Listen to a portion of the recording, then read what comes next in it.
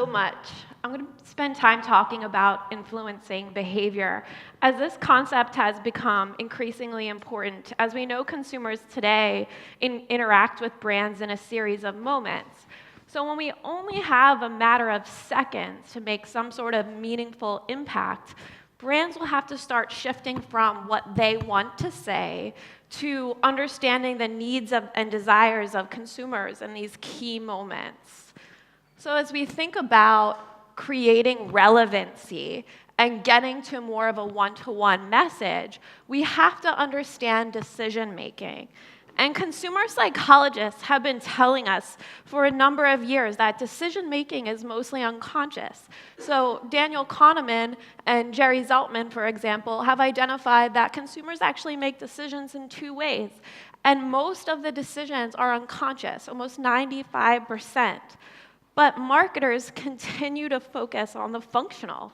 And what that means is that we're guessing on the unconscious, the associative needs of the consumer. So, and the reason that is occurring is because most data that we ingest today is behavioral data and demographic data. So the concept of relevancy is often inferred. So by starting to collect signals related to why people buy, like let's push past the functional and start understanding the unconscious and separate the market based on relevancy, how they want to engage, and then overlay emotions and attitudes to demonstrate the context of the message. So at this point, we're starting to humanize our understanding of the consumer, and then use behavioral data and demographic data to better target. But this comprehensive view allows us to better manage those key moments of need. So, getting to the why, what do I mean by motivations? So motivation is about linking the functional needs of consumers, the attributes and benefits that get a person into a category and to consider a choice, but pushing past that through using consumer psychology principles like means end theory within a laddering interview to begin to get to the personal benefits and values, the decision chains that allow us to understand why people buy. So I'm going to spend time walking through a case related to the smoking category. And the reason why the smoking category is a profound category to study is because in the US, there's currently almost 40 million people still smoking today. And the actual quit rate has plateaued. And we've been telling people for almost 50 years that smoking kills. But in the US, as I mentioned, it's plateaued. So as we think about this business problem, there's a sense of inertia, status quo related to influencing behavior. We're educating, but we're not influencing. So how can we begin to drive behavioral change? And when we started mapping motivations, to no surprise, we saw functionally people considered a quit because they want to reduce harm on their body. They can reduce the likelihood for less toxins, which allows them to reduce stress and reduce health issues and ultimately live a longer life. This is an expected pattern. But what isn't expected that this was only 20% of the market was making a quit, or considering a quit rather, because of number of days on Earth, longevity. But what other people, when they were considering their quit, it was about the control, regaining control of their life, feeling better physically so they can do more of what they enjoy, lead a better quality life. So it wasn't the number of days on Earth, it was how you lived during those days. So their underlying value was living a better life. For some, it was about creating a more safe environment coupled with reducing harm, which then allowed you to see your kids grow up and their kids grow up and be a good role model. Someone said to me, quite frankly, dying when my kid's 30 years old, that's just too many years to go without mom. So they weren't quitting because of number of days or how they lived their life. They were quitting because they want to be remembered well. And then lastly, we saw this concept of social progression, feeling cleaner, better perspective, these people were about getting to the next chapter of their life. They were like, I'm graduating college.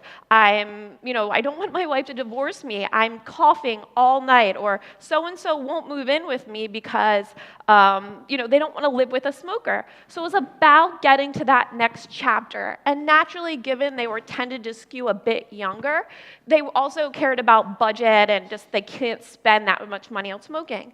So now that we've mapped relevancy, we started removing assumption related to the unconscious needs and understand how the market differs, we can now lean into relevancy and personalize against motivation. So regaining control, living a better life versus family security and your position.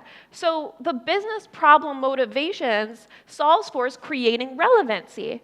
So once we've split the market on the conversation to be had with the consumer, we can overlay how many people have that motivation, what are their behavioral characteristics and demographics, and begin to reach and target in a more meaningful way that allows us to integrate appropriately into their lives. The next step is now overlaying emotion. So we transcribed the laddering interviews to get that mapped out decision making and loaded it into IBM Watson to identify what are the emotions that are coming through a linguistic analysis. And we identified that fear and sadness, like at the functional level, that fear, and that the underlying values related to joy and hope. So for us, we're going to start using these emotions as levers to begin to create a more meaningful engagement strategy, playing to emotion. So we created a more comprehensive testing grid, but essentially we started mapping motivations against emotions. And what we found, to no surprise, is when you start targeting the right person with the right message, in this case, the motivation to the right person, we saw a greater uptick in commitment to move to next phase in their journey in pre-campaign testing. So their intent to act elevated. And then, knowing that self-reported, like what people say and what people do, there's sometimes we see discrepancies between that. So turning on the facial recognition camera while they're engaging with ads, and that's when the data starts getting more profound. So we started seeing a 270% increase in surprise and realization when we coupled motivation with fear. So that tells us that we're starting to break inertia. We're starting to make an impact. And then lastly, as we review the data associated with the more aspirational message coupled with motivation, we saw that through the facial recognition data that there was a lift in concentration. So as we reflected on this data set, this told us motivations stay constant, like how we engage, but how we pull emotion into different parts of the journey should vary. So let's create fear in the beginning of the journey and awareness. And as they go through that nurture stream, through their quit, start to pull on the more aspirational message. So for us, this allowed us to have a more comprehensive engagement plan. And so when we began to test this with a leading health tech client who was trying to influence people to join a study to quit that was further understanding the quit, we began to map motivations to the right audience, and we started seeing similar in-market results when we tied the creative to the data strategy. So campaigns surpassed the historical goal by almost 107%. And with that, the CPA cut in half. So, it reflected some of the pre-campaign testing. So as we, kind of reflect on, using motivations and emotions, the bottom line is we have to start pushing past behavioral and demographic data and start getting to that more unconscious, humanized understanding of consumers and use that as a baseline for relevancy. And then with that, use it to map out how to engage throughout the entire experience and continue to test and learn and optimize to continue to put the customer in the center and continue to evolve the understanding at a deeper level. And that is it.